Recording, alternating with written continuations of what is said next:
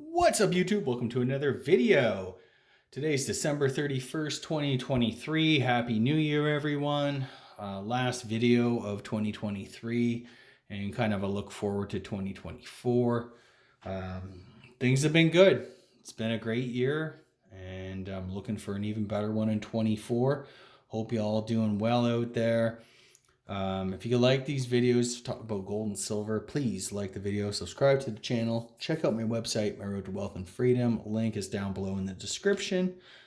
And disclaimer, this channel is for entertainment purposes only. Please consult with a financial advisor before doing anything like buying gold or silver or following any of the strategies I discuss on the channel. It's just for entertainment and information purposes only. So in my last video, I didn't know if I'd make another video this year or not, but as it turns out, I found a really good deal on some gold, and I really wanted to get this kind of gold before, and I couldn't pass it up. But the premiums were always quite high and stuff like that, so I always had to kind of pass it up. And what it is, I'll tell you right now. I bought a sheet of maple gram, 25 maple gram coins. Um, Typically, smaller coins, anything less than a 1 ounce, there's a much higher premium. Here in Canada, I think for a 1 ounce gold coin, a premium is around 5 to 7% range. And anything smaller, you're looking at probably about 15% or something like that, roughly. It's with the demand and stuff like that, it's impossible to get gold or silver at spot. Maybe if you're doing deals on the side, but if you're going to any sort of bullion dealer or whatever, you're paying over spot. It's just the way the world is right now. Silver's even crazier. It's I think $7 over spot. Yeah, so I think for $31, the best deal I found was about 38. So $7 over spot, which is not great. It's like, I don't know, 25%, something like that, 20%. Premium. So yeah, I found these maple gram. I think they're around 7% over spot, maybe a little bit under, and that I was okay with that. It's one of the issues if you're stacking gold, and if you ever kind of think maybe towards like an end game, if ever you'd have to use it or any of that type of thing, it's how do you divide this up? It's not really that easy. You don't want to, if you need, $100 or whatever $100 would buy you, you're not going to take something like this, especially in the case of, currency collapses and a gold revaluation or any sort of thing like that. This would be so valuable for your day-to-day purchases or week to week or whatever, that it's just really not that practical. That's why I always considered, the bullion that I hold in physical form more as kind of a reserve asset, insurance, maybe something that could be borrowed against or something to be used for very large purchases, for instance, land, that type of thing. It's unlikely you're going to use something like this to go down to the grocery store. However, there's certain times that you may want, there's only so many 1 ounce gold coins you have. You don't want to be like turning these in, converting them, that type of thing, and getting, fiat or whatever left over, right? So that's why I like to also own some, smaller denominations. These are 1/4 ounce maples. I only have a couple of them. I don't have very many. And the main reason why I don't have so many small gold coins, as I mentioned at the outset, has to do with the premiums. The premiums are much lower on the 1 ounce coins versus smaller denomination gold, fractional gold, that type of thing. So anyways, that's why I'm kind of excited to get the maple gram. It comes in sheets of 25. It's, world renowned. And And like I said, it for 7% over spot or whatever, I didn't think that was a bad deal. I thought that was probably the best deal I've seen in a while. And it's something that I always wanted. I like the idea if I need to ever kind of use or spend any of this gold I've accumulated, I could just use these smaller, 1 gram coins. And, maybe that might be, food for a month or what. I don't really know how any of this is gonna really shake out. And I don't really see much point in, trying to pontificate on these type of things. The fact of the matter is nobody really knows. And I don't want to like sensationalize why I think owning a bit of gold and silver, mainly gold though, physical gold, is important for anybody with a certain level of real wealth that they want to preserve. Um, so yeah, that's kind of the big news on the gold front. Again, from time to time, whenever I come into some money, um, I invest a lot. I save a lot. I invest a lot. We've paid down all of our debts. We have no debt, and that's why I think with a little bit of extra, I put it into some gold, physical gold. Silver, I've been kind of tempted to pick up another tube. I just honestly, it's just so hard. $7 over spot. And I mean, when you turn around to sell these back, you're lucky to get $1 over spot. And that's kind of the thing I don't like about this, precious metal um, stuff, and that's why I would caution people only put money that you are not going to need or touch into this stuff. Because if this coin I bought today, if I turn around tomorrow or a month from now or a year from now and try to sell it, it's unlikely that I'm going to be able to sell that coin and get what I paid out for it. So it takes a certain type of investor, person to own this type of stuff. You need to be comfortable in holding it over long periods of time. That's when I feel like gold and silver like really kind of shine. Um, so yeah, that's kind of my spiel on that. So yeah, all by the way of saying, for my silver tube, I'm going to back off on that. I think the way I want to play silver going forward is I'm going to invest in that Sprott physical silver. When it gets to the lows, I think I'll buy. When it hits up against that upper range, I'm probably going to sell. So I'm just going to be trading it. Maybe I might have a little bit or whatever. I feel like that's the way to kind of avoid the insane premiums on this silver. Anyway, that's kind of what I say. You don't have to agree with what I say. Maybe to you, holding tons and tons and tons of silver in physical form is important to you, and I don't have a problem with that. But I'm just saying, for me, I do have a problem with that, and that's why I'm using paper silver and the Sprott funds to have a position in silver. My primary, what I want to hold physically, is gold. I think I have probably enough silver to make it through the apocalypse, so I'm good with that. I don't need tons and tons and tons more. Gold's just more important, I think. And in any sort of financial reset, gold is going to be extremely important. Central banks have it, all that stuff. So anyway, that's kind of what I'm doing. But as I've said throughout this year and throughout all my videos, and for the 10 years I've had my Road to Wealth and Freedom, my blog, as I've always prioritized and focused on paying down debt, being debt free. It's boring. It's, not glamorous. And I feel like for the longest time, when interest rates are at or near zero, and assets do nothing but go up and up and up and up and up, there's a lot of pushback on that. A lot of, for the people who do that, all the power to them. But in the end, I think holding a lot of personal debt is literally a house of cards. It's going to collapse. You're going to run into hard times, as it is up here in Canada. We're seeing people have massively overextended themselves in the housing market. And they're just, times are tough. There's just nobody has any money because they're forking it over to, their mortgage company. So, and that's only going to get worse as I see here in 24. Maybe interest rates might go down a little bit.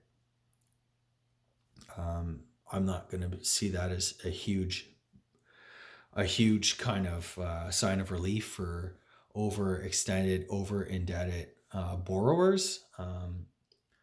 I think the damage is done. The damage was done at the low rates. People bought the most that they could afford at 1% and 2% interest rates. At 5, 6, 7%, they're getting killed if interest rates are, go from 7 to 6 or 6 to 5 or 5 to, it's not going to change, the outcome that dramatically. Maybe if there's a huge crisis and, there's massive cuts and the overnight rate goes back down to zero and, but in that context, where would the economy be? Like how many people would have lost their homes, investment portfolios, retirement portfolios, decimated. I'm not really sure that that's like, this great, event to anticipate and look forward to with glee and joy. So, yeah, my views on debt really haven't changed. I've never really been one to love having tons of debt. There have been times when I've borrowed, prudently to invest, and even that didn't sit well with me, and I don't do that anymore, and certainly not now. But it's just weird because on the one hand, out there is this massive debt bubble and indebted world, really. And there's massive asset bubbles that are in various stages of, probably deflating. And, it's not a straight line from anywhere, right? Things go up and down. There's relief rallies. There's big sell-offs. There's more relief rallies. It's very uncertain. And the more I listen to these financial experts, prognosticators, and that, the more, they say the same thing. And, from year to year, it's always going to either end or everything's going to be great. The truth is somewhere in between. I think these times it's really hard to give any sort of forecast, really. That's why I feel like for the small time investor, for our own personal finances, we need, all we can do really is to just control the things that we have direct control over. So for instance, we can control how much we're spending on things. We can control our budgets. We can control how much debt we have or take on and stuff like that. And that's kind of the way to manage these things. And anyways, that's kind of what I've done. And it's probably not perfect, but it's my family's net worth on average rises about 100 to 150 grand a year. And that's just doing what we're doing, rinsing and repeating again. And that's not to brag, actually. Like, I think had I been a bit more risk on, I could have done substantially better. But there is something to be said for this sort of sleep at night, factor. And yeah, and I noticed, so for instance, this year, we're probably on track to, our net worth has gone up by about 130 grand, which is fantastic. It's been a terrible year in so many different markets. And yet here we are, slowly, surely building long-term, stable wealth, not doing anything exciting, not doing anything excessive, just the slow acquisition of assets. And that includes things like gold and silver. So yeah, that's on the net worth front. I'm pretty happy that we're up that much, and it's been like these past couple years have been really tough and rocky, and to be able to consistently build wealth throughout um, is a good thing, I think. And on top of that, our passive income has we're probably on track to having about, I don't know, over 30,000, 32,000, maybe something like that for the year. And again, that's nothing to brag about. There's tons of other bloggers and YouTubers that have like twice that, three times that amount, three, six figure, whatever. It is what it is.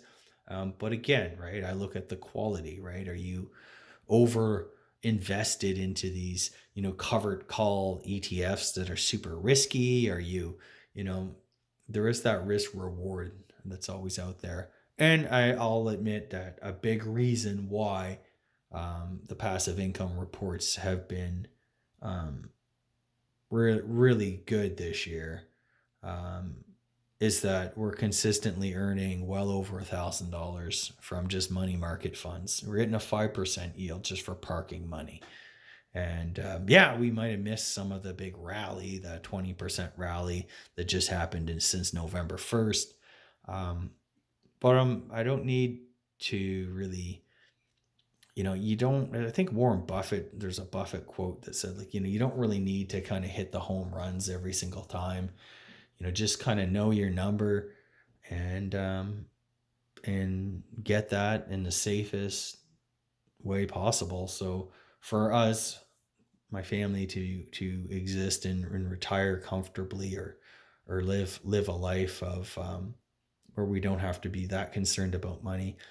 We don't need to make 10, 11, 12%, 15, 20% returns every year. We're good with 5. We're good with 6. You know, um, we're diversified, so I'm not too concerned about, inflation. Um, I'm not too concerned about, crazy deflation. Being debt free and having a good sized nest egg. You get choices to make, and that's why I say constantly, live below your means, pay down your debt, save and invest, be diversified. That's the way to go. And I'm hoping to keep building on our existing progress and loosening up a little bit and enjoying a bit more of life. And because that's kind of what it's all about. I imagine this 24 is going to be a fantastic year if the market absolutely melts down.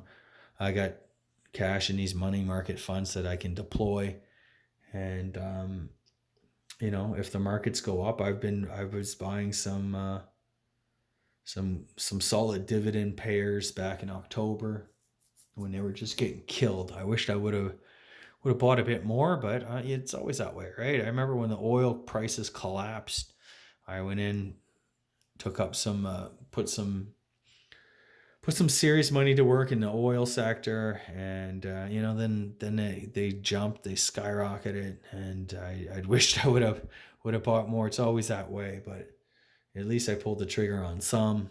And again, right, like that just goes to show how I um deal with risk, right? Like there is uncertain, when it, like, for instance, the oils, when I was buying those oil stocks, it was October 2020, September 2020. There was no vaccine. We were staring down another barrel of a lot more lockdowns, and it was pretty dire straits. Right, the entire world was shut down, and I didn't know how long that. I knew the oil sector offered tremendous value.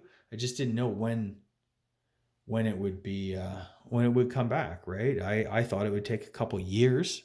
It turned out that after I made my final big push at the end of October 2020. Literally a week later, it was that Pfizer Monday, and all the oil stocks immediately jumped 20% um, and kept going. So it is what it is, man. I'm happy. I bought what I bought. I did harvest those gains too. And that in that particular instance, I did use some borrowed money, and and it worked out, right? But I wasn't doing it in anticipation of, fast returns, fast money, that type of thing. I was doing it slowly with the anticipation that I might have to like wait um, a while before I saw um, any real positive kind of momentum in that sector. But anyway, yeah. So in terms of gold, we're at 2071.80. I believe that might be an all time high for a weekly, yearly closing. I don't know.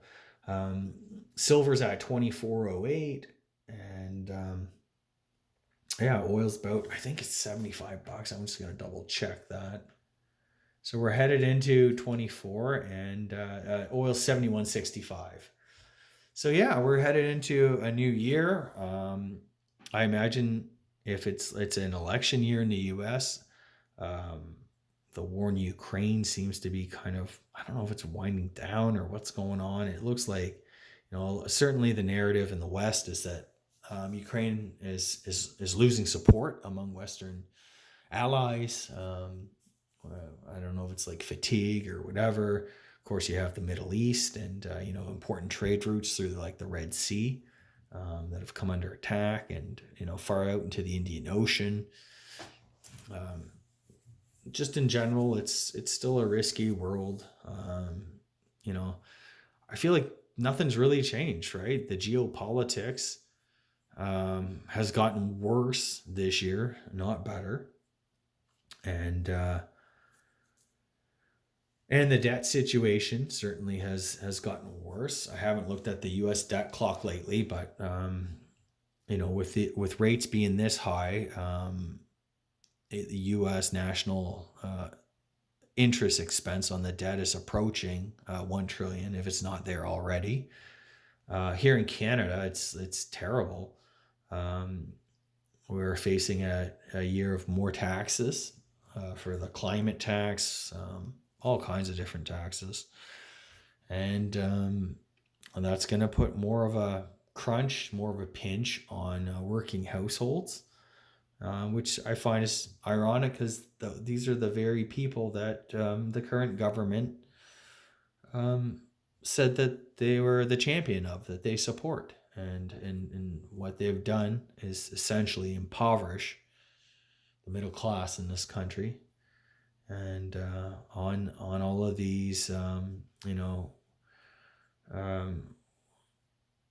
initiatives and virtue signaling and stuff like that, that really is not going to have any impact to, the climate crisis or anything like that. So anyways, I'm going to leave it there. Hope you all enjoy, have a great New Year's, and I look forward to 2024. I'm really excited. I hope there's going to be some even more opportunities this year. And I find, I don't know about you guys, but I mean, having no doubt, you're just getting into like a better and better position every year to take advantages of, market swings. Um, if gold or silver have a big pullback, maybe I can load up on some at better prices. Actually, I'm kind of hoping for that. I don't know if that's going to happen or not. I'm not really banking on it, but you know, gone are the days where you could get, gold and silver at spot. So just goes to show you everything has, these kind of cycles, these upward movements, these down legs. And when gold and silver was at a favor, you used to find deals like that, gold at spot. I remember seeing Maples $50 over spot. And, that was probably, a 5% premium or something like that. But anyway, we'll see what 2024 brings. I'm not even going to bother to try to hazard a guess. But I'm ready for whatever comes. And the longer any sort of great taking or this reckoning is delayed, the more time we all have to kind of prepare, get our financial houses in order, and so we're not a victim of forces that are in large part out of our control. We can kind of take the reins of our own destiny, and move forward with conviction and with the knowledge that, you know, we're going to be okay. Our families are going to be okay. And we can still build wealth in whatever new order comes into being. That's it, guys. Take care.